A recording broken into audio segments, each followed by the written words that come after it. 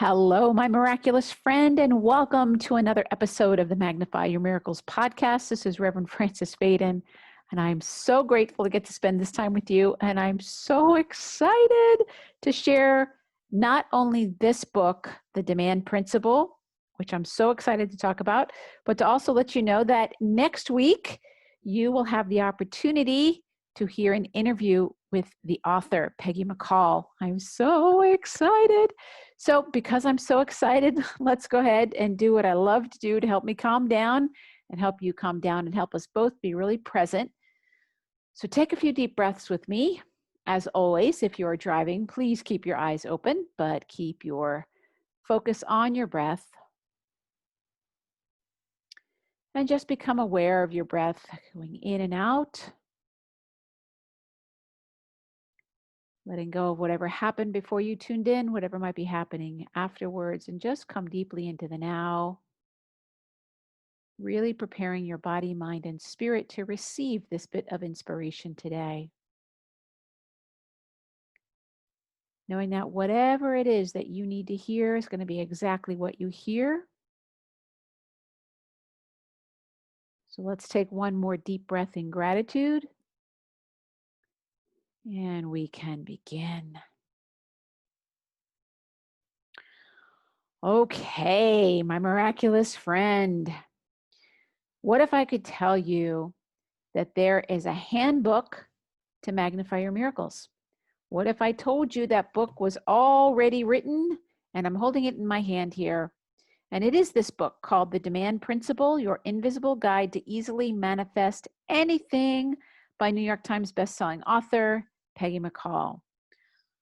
Oh my goodness.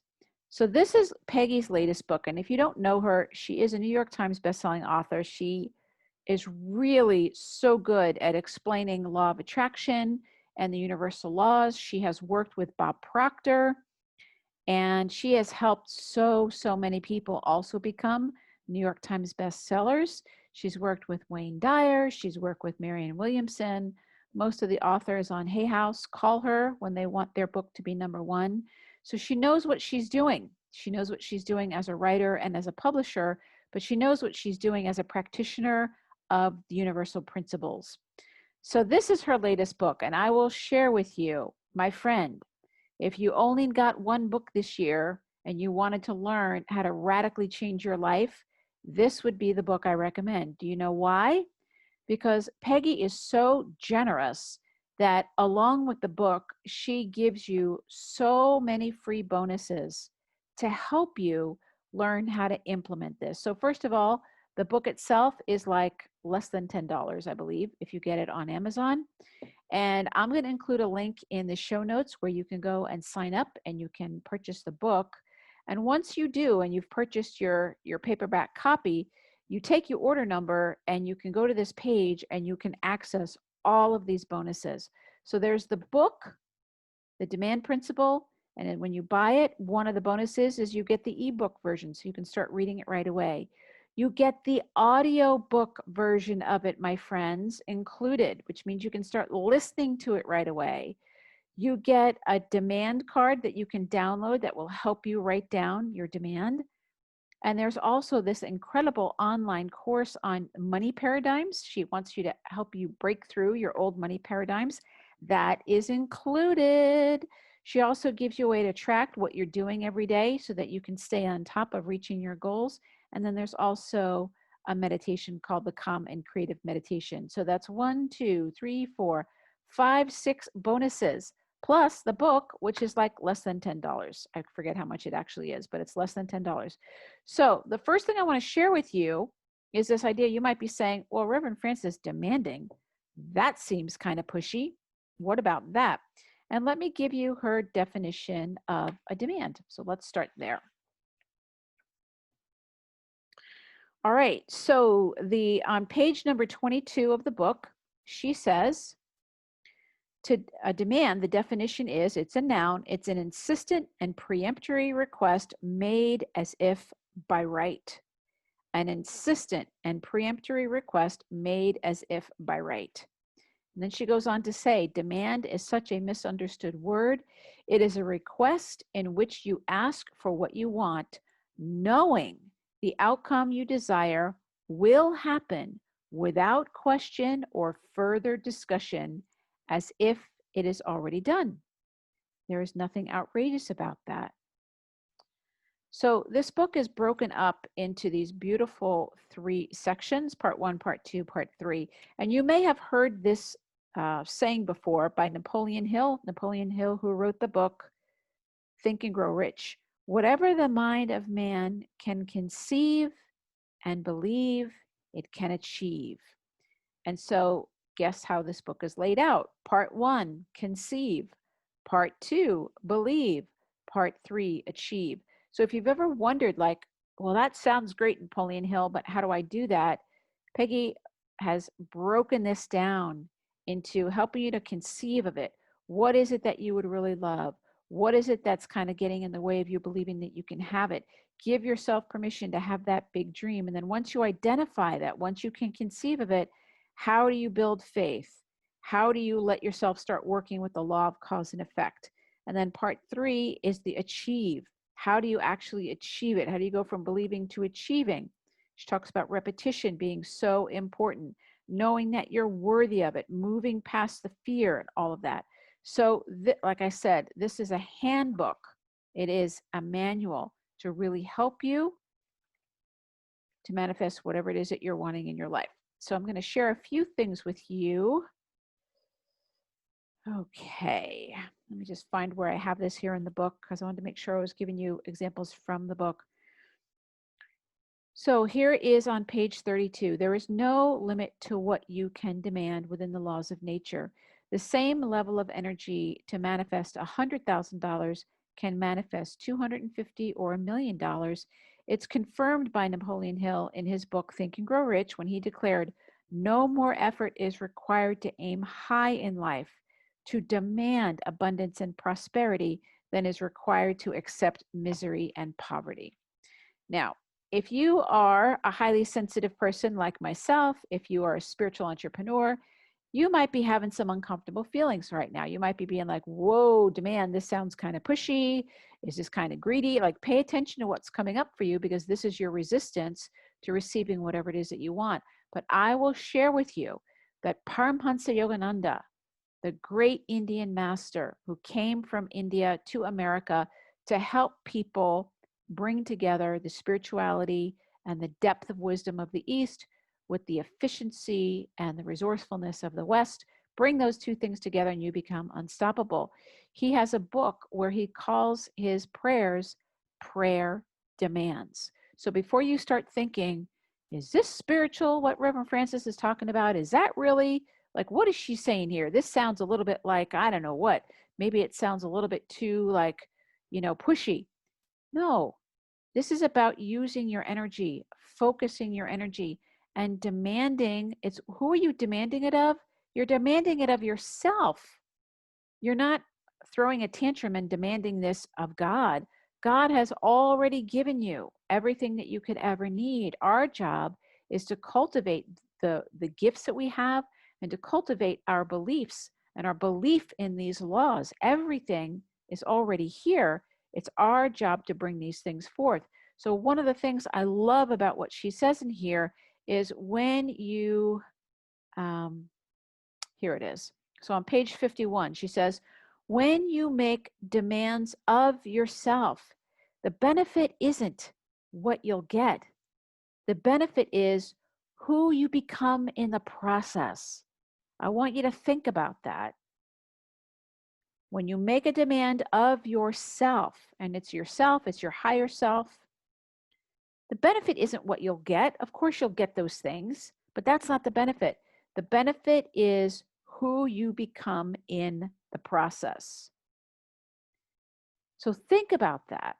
When I started reading this book last month, I was like, oh, this is perfect, because she breaks things down so clearly.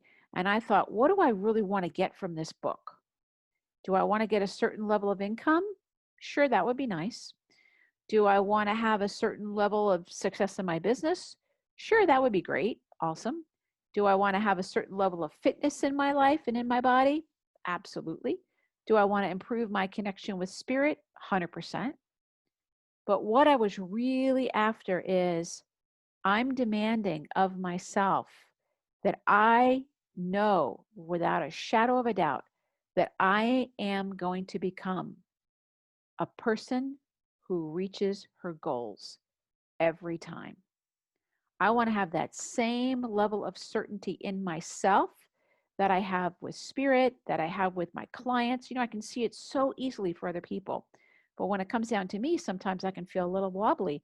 Well, what I'm starting to demand of myself is that I am a person who always reaches her goals. Now, of course, I'm flexible. And when I set a goal, if God has something better that's going to come rather than what I imagined, of course I'm going to be flexible. And she talks about that in here. So don't throw that up as a red flag for yourself saying, oh, but what about? Let yourself start with where you are. If you don't know what you want, start with whatever it might be. I would like to have, maybe I want to start eating all organic. I want to be able to afford to eat all organic. I want to have access to all organic food. Maybe you know that you want to have a new pair of lovely shoes, whatever it is. Don't talk yourself out of this because the mind and the ego are going to want to talk you out of it. This book is so helpful. I promise you, if you go through it chapter by chapter, and I recommend you get someone that you can go through this book chapter by chapter, you will turn your life around if you do what she recommends and if you take advantage of these amazing bonuses. So do you want to become, what kind of person do you want to become? One of the things I always do when I'm working with my clients, whenever I start with a new client, especially somebody who's a spiritual entrepreneur, and they're wanting me to help them they always want me to help them deepen their connection, which that goes without saying. I always do that. Help them to trust their intuition, help them to have confidence. That's the big one. And so when they're starting to grow their private practice or their business, whatever it might be, the first thing I say to them is, we need to start with your lifestyle. We need to start with what it is that you actually really want. What is that? Because if you don't start from the perspective of what you want, what your heart is longing for, what feels so good to you, you'll end up creating a business that is a job. And then just like a job, you're going to have to squeeze your life around your business, and that doesn't feel good. You're not going to be happy. You're going to be working long hours. So I always say, start with the end in mind. Start with, I want to have a business. So I'll be perfectly vulnerable and transparent with you. I've been constantly updating this about my business since, from the very first time that my wife Deepa and I, we moved from the San Francisco Bay Area up to spiritual community. And I had a private practice mostly in person. And I ended up having to switch to doing things, virtually doing them by the phone. And I lost about half of my clientele, about half of them. They'd gotten used to seeing me in person, which I can understand. And they didn't like the phone. It felt like they were getting less. And so I understood that for them. But about half of them did. Half of them stayed with me, which I was so grateful for. And right then, that's where I decided I want a business that's flexible enough so that if Divine Mother guides me and says, time to move, I can move and I'm not going to lose any business. And since 2005, that has been the case. And I have been very grateful with everything that's been going on in the world. A lot of my colleagues are having to pivot to make their businesses flexible. I started with the end in mind. I want a flexible business. When Deepa and I drove across the country in 2016, we drove across for 4 months. And guess what? I worked. So we would stop in a hotel. I'd do client appointments for a day on my laptop. We'd have some fun in the town. We'd drive to whatever other fun place we wanted to. A couple days later, have a whole other day of appointments. So I purposely made my business flexible because I want to have flexibility. So this is what I'm asking you, my friends, is what is it that you really want? A lot of times we think we want outer things, and you may, but very often we want those outer things because we want to feel something on the inside. So if you're wanting those outer things because you're wanting to have beautiful things, then focus on bringing beauty into your life. If you want those outer things because you're wanting to feel stable and comfortable, then focus on stability and comfort. Focus on what it is that you actually want without getting too caught up with the outside. So in this very first part on, let's see, what page is this? Page 33, here's the exercise. Begin to think of your desires. What would you love? What would you love to do, to be, to have, to enjoy, to achieve, to accomplish, to earn, to give? Revisit your lost pursuits, reignite the old flame of desire within you. You're the creator, you're the architect of your life. If you could have anything and everything you desired, and here are these questions. These are lifestyle questions. How would you love to be living? Who would you become? Who would you become? Where would you live? What type of home would you own? What is your relationship like? Your hobbies, your income, your ability to give back to the world. How would you be giving? Would you be traveling? How would you contribute? These are such important questions. How many of you right now, I'm wondering, as you're listening here, have you ever saw something and said, oh, I really wish I could help. I really wish that I could contribute, but you don't really feel prosperous enough to contribute. Well, how much would you love to be able to contribute? So it's one of the things I'm doing as I'm going through this book, is I'm starting to put in categories in my finances that I never thought of before. How much per month do I want to give to spiritual causes? How many do I want to give to specifically charitable causes? And, I really want to grow in philanthropy because my love language is giving. I love to give. So I want to grow in that area. So I'm starting to stretch. See, so this is all about who am I becoming? This isn't about just like, I'm going to get all this stuff and keep it for myself. I want to become a person who reaches her goals. I want to become a person who is a generous philanthropist.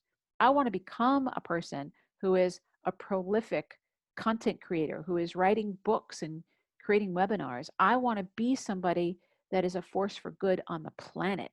Now, I know I already have some of those things in a small way, but I really want to embody that. And this book is really, really helping me to do that. So she takes you through all of that, and then she helps you.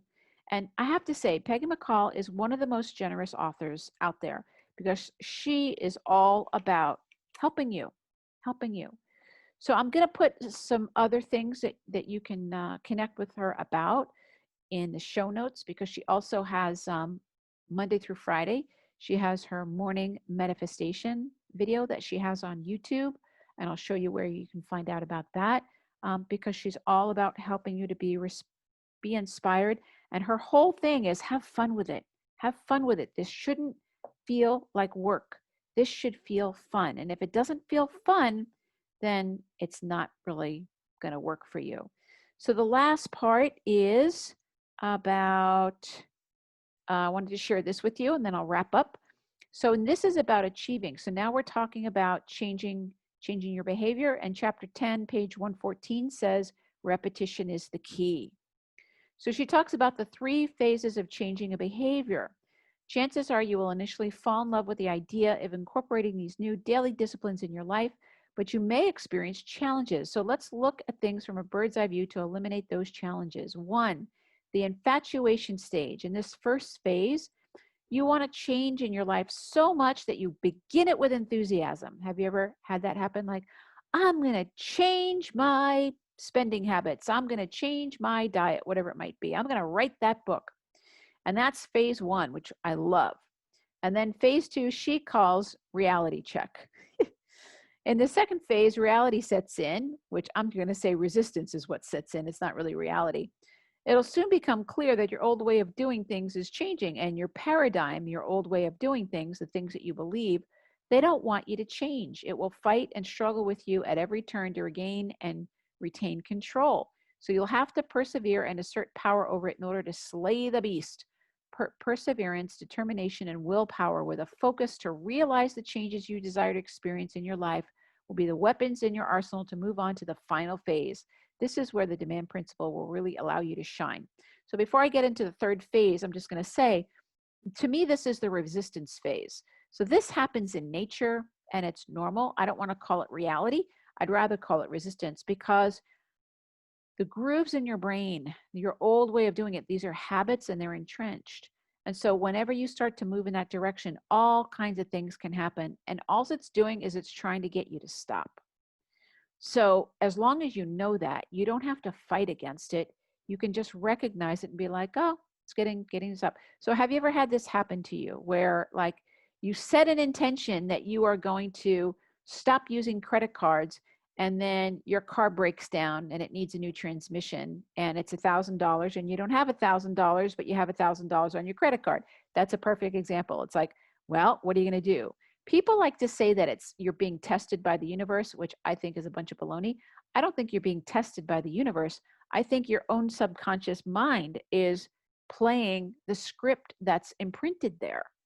So you're trying to go down a new road, and that script is saying, aren't we going to always do things the way that we always do them? That's why we need repetition. This is why we need to do our demands, our affirmations. We need to do them over and over again, because we have to tell our subconscious mind, no, sweetie, we're not doing things this way. We're going to do it this other way. And the more important it is to you, probably the more resistance you're going to have, because you have some fear built up around it. And that's okay. This is part of the reason why it's really good to be in a community or be around some like-minded people, the Magnify Your Miracles community.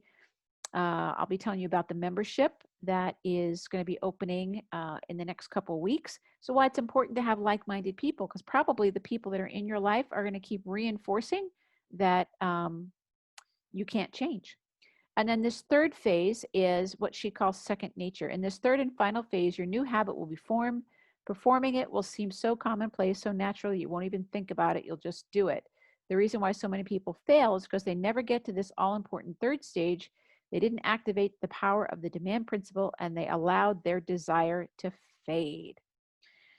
So if you think about things that used to be hard for you, like tying your shoe, I remember, oh my God, learning to tie my shoe. Thank God I have an older sister. She helped me tie my shoe. I don't think I was able to really tie my shoe myself until I was 8 or 9, much past the time that other people were able to do it. And now I don't even think about tying my shoe. But when I was 8, it was like, how the heck is this ever going to happen? The same thing is true with anything that's important to you in your life.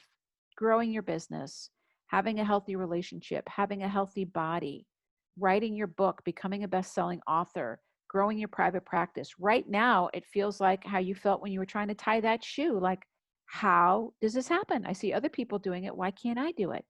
But through repetition and patience and having a loving guide to help you, like I had my big sister helping me tie my shoe, I finally was able to do it. And through repetition, I finally mastered it. Now I don't even have to think about it. You have so many examples like that of things that were impossible to you at one point and now are easy to do. Let me see if there's anything else in here for you that I wanted to share. She talks about overcoming fear, trusting the process. Yeah, and then she's got her final, the final chapter, which I love. Your success is guaranteed. Your success is guaranteed. What feeling am I now having that my demand has been fulfilled? That's a perfect thing. She says, go to sleep at night thinking about this, asking yourself, now that my dream is fulfilled, how do I feel? And go to sleep feeling that feeling, feeling that feeling. All right, my friends. So that's the book. I could keep talking about it, but I'm trying to keep it brief for you. So run, don't walk, get the book, The Demand Principle. Make sure when you order it on Amazon that you keep your order number, and you go back to this page where it says access your bonus gifts. You have to scroll down a little bit. I'm looking at the page right now. Access your bonus gifts. Click on that. You put your name, you put your email, and you put your order number in there, and you will have immediate access to the PDF version, to the audiobook, which I love to go for a walk and listen to an audiobook, to the demand card, to the online course. Please do the online course if you're having any stuff around money, the checklist, and the video meditation. I will just say, I am not an affiliate getting any money for this book. I just really want to help you. And I really, really, really, really want you to have whatever it is that you really want. I want you to magnify your miracles. And remember, my friends, the first step to magnify your miracles is to remember that your miracle is already here. It's already here. And this book is going to help you to tap into making that your reality. Thank you so much, my friends. And remember, tune in next week. We're going to be talking with Peggy McColl directly. I'm so grateful. God bless you. Have a good one. Bye-bye.